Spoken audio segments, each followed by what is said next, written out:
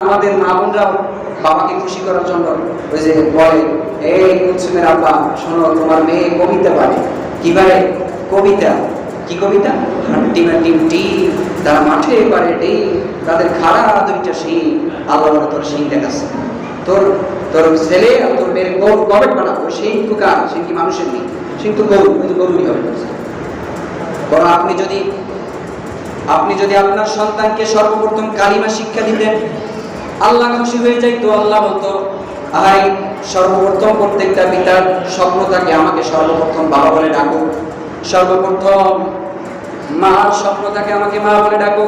কিন্তু মা বাবার স্বপ্নকে কোরবানি দিয়ে আমি রবকে প্রাধান্য দিয়েছে, যা হবে সন্তানকে আমি শ্রেষ্ঠ সন্তান হিসেবে কবুল করে নিলাম। পারবেন না ইনশাআল্লাহ?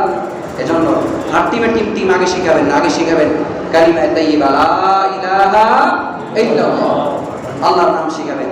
সন্তানকে বলবেন, বলো আল্লাহ, আল্লাহ বলো, এভাবে আল্লাহ আল্লাহ বলতে থাকবে, সন্তান আল্লাহ আল্লাহ বলা শিখবে। সন্তানকে বলবেন, রসুলের নাম শিখাবেন, সন্তানকে কালিমা শিখাবেন।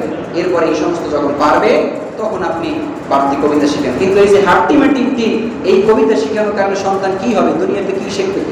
কি ডিগ্রিটা শিখবে? আগে আমরা ভালো ভালো কবিতা শিখতাম।